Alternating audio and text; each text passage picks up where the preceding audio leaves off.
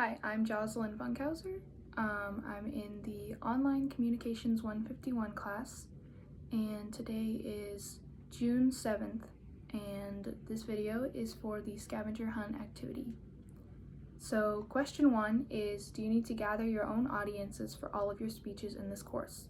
The answer is yes, you have to gather your own audiences. Question 2 is, how many people need to be in the audiences that you gather for your speeches? And it says in the syllabus you have to have at least 6 audience members, which leads into the third question being, what are the rules surrounding who counts as an audience member? And all audience members have to be 16 or older.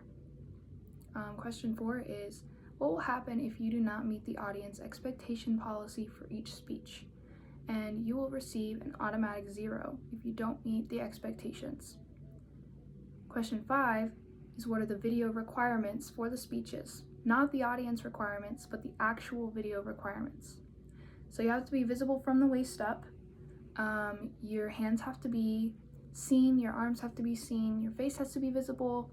You can't put your back to the camera. You have to be looking at the camera.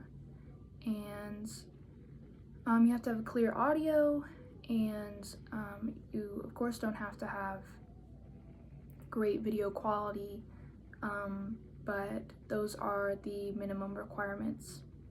The video has to be submitted on YouTube and then the link uploaded into Brightspace. You will not be graded if you don't receive, or you will not be graded if you don't submit it the way that you're supposed to. Question 6 is, what will happen if you do not meet the video requirement policy for each speech? You will receive an automatic 0. I just answered that. Question 7, what is the late policy for this course? What is the difference between a late speech and a late non-speech assignment? So all the speeches, if they're turned in late, you get an automatic 0.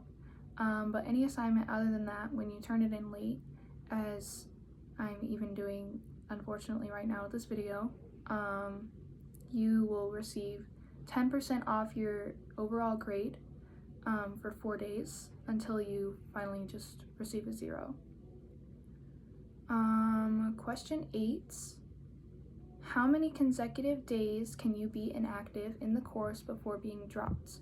And since this is an online course, your activity on Brightspace is being monitored, and if you don't log into Brightspace and are active on the course for at least 2 weeks, for at most 2 weeks,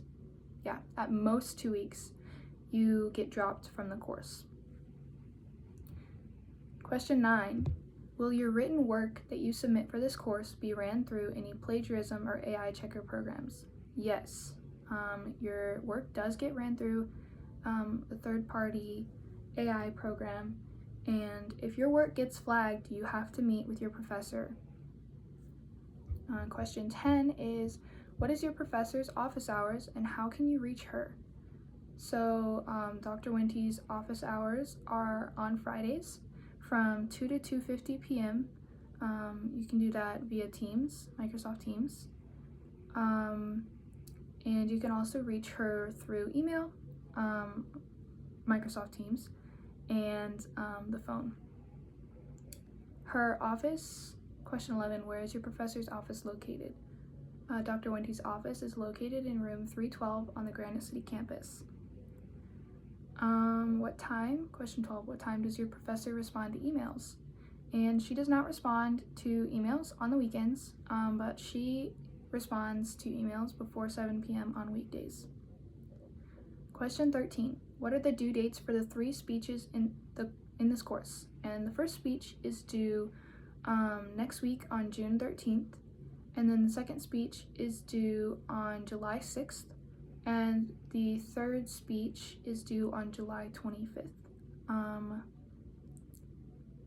I know the second speech is an informative speech. I don't remember exactly what all the speeches are, but those are the due dates. So question 14 is my personal opinion. How would you define communication, and what do you think it takes to be a good public speaker? I think that communication it's clearly a necessity in everyday life. Communication can be really difficult when everyone has their own unique mind and processes things differently.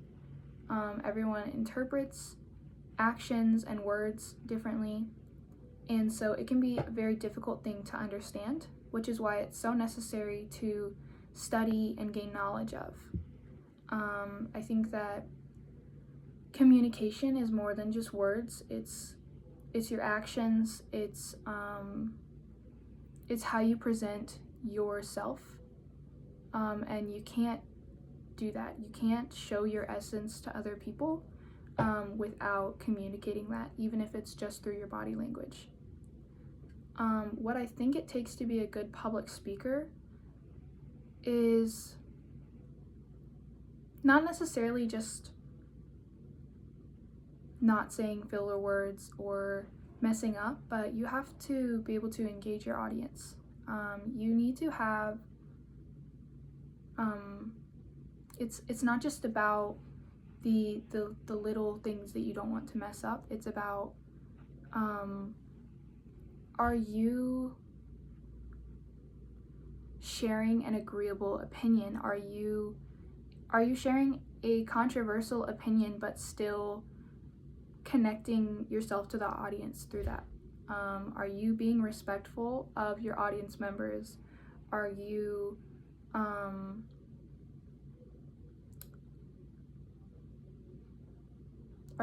monotone? Can you be a really expressive speaker? Can you move people? Can you ask questions? Can you give a good lead-in?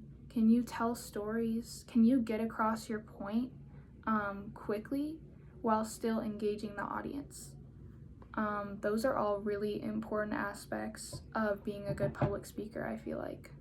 The best public speakers I've seen, they could all have completely different personalities and go about it entirely differently, but I've never had an issue looking at a public speaker who says a lot of filler words, or even with like cussing or those types of things, because that's still different for every audience member. This is just my opinion as an individual,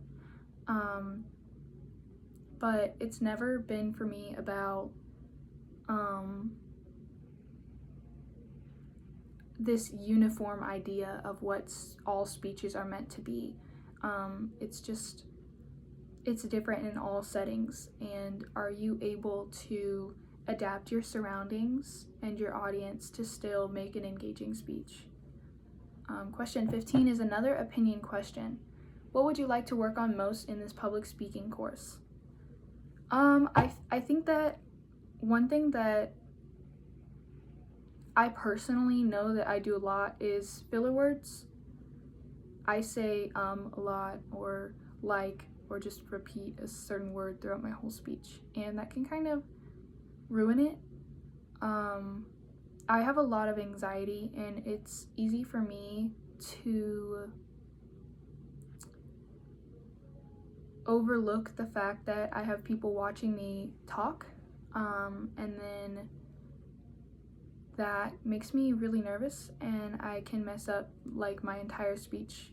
I think one of the hardest things about speeches for me is that it's not a conversation. You're communicating something entirely from yourself, and you don't get any lead-ins from other people. You kind of just have to base everything off of your personal knowledge, and that can be a big challenge.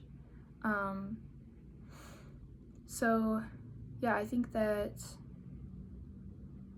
in general, the thing that I would like to work on most would be